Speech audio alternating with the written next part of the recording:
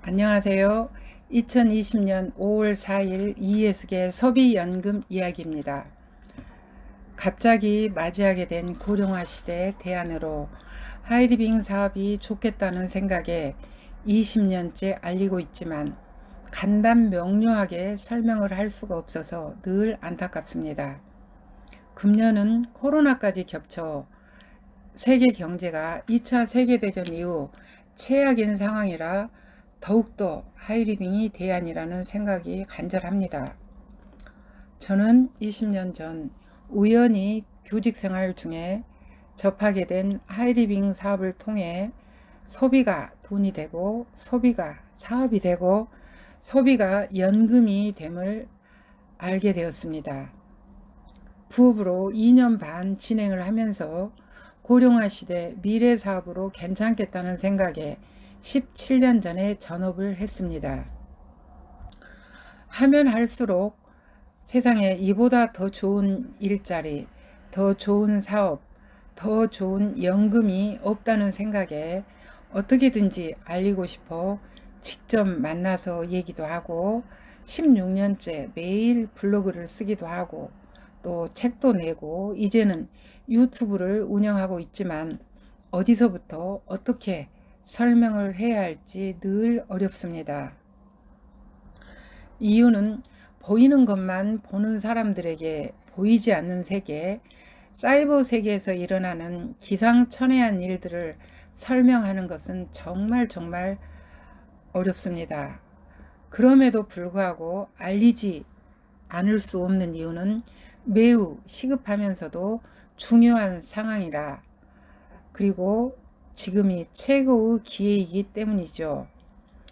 원컨 원치 않건 미래는 오고 있고 미래학자들이 제시하는 세상에서 우리는 살게 될 것입니다. 100세 시대 10년 후 우리는 어떤 세상에서 어떤 모습으로 살아가야 할지를 이제는 생각해야 합니다. 오늘 이 얘기 주제로는 직업이 뭐냐에 짧게 답한다면 당신의 일자리는 사라질 수도 있다로 정했습니다.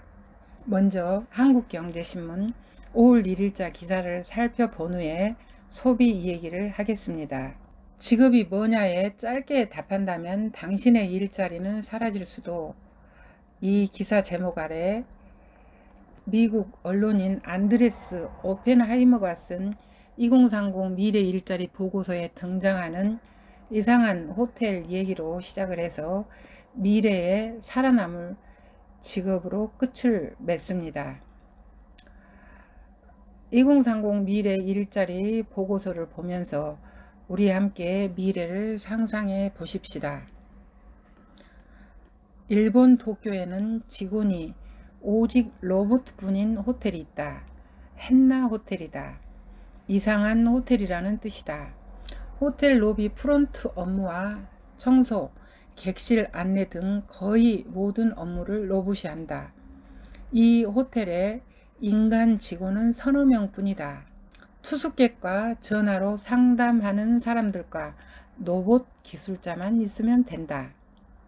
그러면서 저자는 앞으로 살아남을 직업을 한마디로 설명할 수는 없는 일이라고 합니다.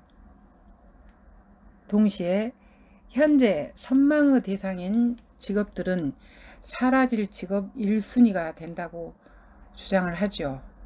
즉 은행원, 회계사, 판사, 기자 등의 업무를 인공지능 컴퓨터가 대신할 가능성이 높아서 사라질 직업 1순위가 된다고 합니다.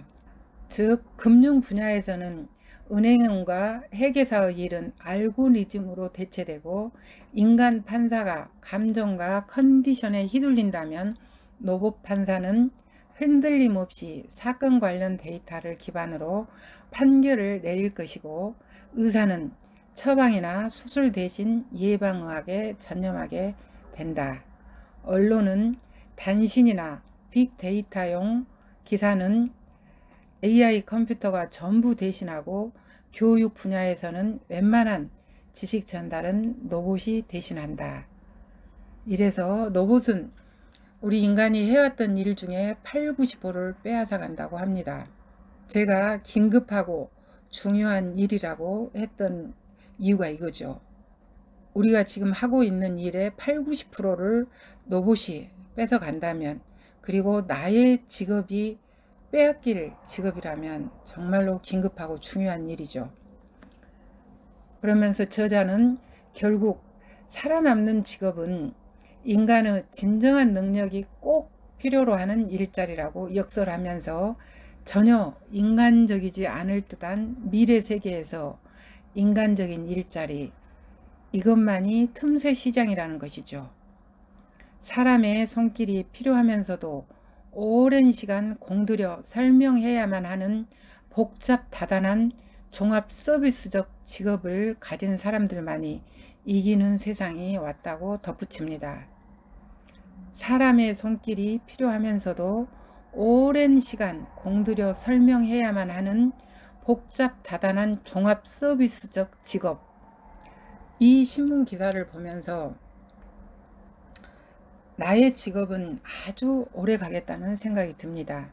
왜냐하면 아무리 설명을 해 주어도 알아듣지를 못하기에 2030 미래 일자리로 제시되는 직업, 사람의 손길이 필요하면서도 오랜 기간 공들여 설명해야만 하는 복잡 다단한 종합 서비스적 직업이 제가 하고 있는 일이거든요. 저는 그동안 많은 사람에게 계속 설명했던 게 미래는 유존포 시대가 사라지고 무존포 시대가 올 것입니다.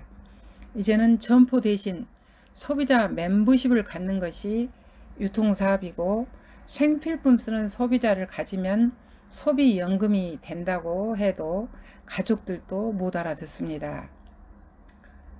저의 변화된 삶을 보면서도 보지를 못하고 심지어 설명을 해주면 불편해합니다. 뿐만 아니라 몇 년씩 사업을 하다 그만둔 사람들 역시 이 보이지 않는 세계를 보지 못해서죠. 그리고 현재 사업을 하고 있는 사람들도 자신이 경험한 부분까지만 이해를 합니다. 생각의 세계는 참으로 오묘하죠. 유통에 정말 많은 돈이 있어서 함께 모여서 소비를 하면 사이버상의 마트를 차린 것과 같고, 서로 힘을 합치면 사라져가는 이마트, 롯데마트 소비자들을 우리가 선점할 수 있다고 얘기를 해도 먼 나라 얘기일 뿐입니다. 쿠팡이나 코스트코, 11번가, 롯데몰 이런 것 대신에 돈 주는 하이리빙 마트를 이용하면 공무원연금처럼 안정적인 소득이 가능하다고 알려주고 보여줘도 알아듣지를 못하죠. 끝없이 연결된 사람들과 정보를 공유하면 다 함께 부자가 될 수 있다 해도 강 건너 불구경입니다. 팔지 말고 사면 된다고 계속 얘기를 해줘도 계속 못 판다고만 합니다. 판사, 의사, 교사, 은행원, 기자 이런 것들이 사라질 직업 1순위가 될 거라 해도 그래도 의사, 판사, 교사를 하고 싶어 합니다. 아직은 알아듣지도 못하고 선망하는 직업도 아니기에 가장 필요한 일자리, 오래 살아남을 수 있을 일자리라는 말이 아이러니하면서도 공감이 됩니다. 로봇이 저를 대신해 줄 수는 없죠.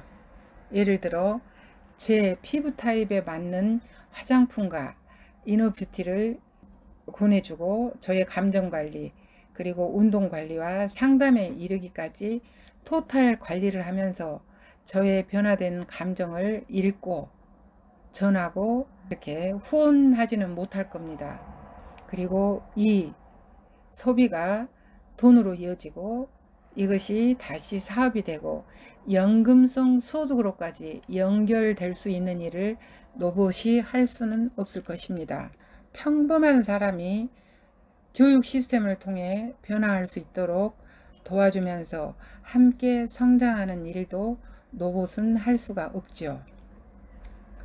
로봇이 판결을 하고 수술 처방을 하고 기사를 쓸 수는 있을지 모르지만 따뜻한 마음, 함께 울고 웃고 꿈을 꾸고 이런 공감하는 능력, 으쌰으쌰 할 수 있다 이렇게 하면서 팀워크를 다지는 이런 일까지는 로봇이 할 수는 없죠. 국민연금, 개인연금, 퇴직연금, 주택연금, 공무원연금 이런 것들은 설명하지 않아도 알지만 소비연금은 설명을 해 주어도 모릅니다. 보이는 것만 보는 사람들과 보이지 않는 사이버 세계를 살아가는 사람들, 함께 살면서도 완전 다른 세계에서 살아가고 있는 기상천외한 현실, 사라질 직업과 오래 살아남을 직업이 공존하는 현재 어떻게 생각하느냐에 따라서 우리의 미래가 달려 있습니다. 마무리하겠습니다. 당신의 직업에 대해 설명하는데 얼마나 시간이 걸리시나요? 설명할 필요조차 없다고요? 그러면 곧 로봇이 당신의 일자리를 빼앗아 갈 것입니다. 당신의 일자리는 설명이 어렵다고요? 아무리 설명을 해도 모른다고요? 오래오래 살아남을 수 있는 미래의 직업입니다. 현재 하고 있는 일을 설명하기가 어렵기에 꾸준히 이해숙의 소비연금 얘기를 들으면서 온라인 세계로 생각 이동을 하는 훈련을 하다 보면 일자리와 연금 두 가지가 다 해결될 것입니다. 취업은 어렵지만 소비는 쉽습니다. 창업도 어렵지만 소비는 쉽습니다. 연금도 어렵지만 소비는 쉽습니다. 감사합니다.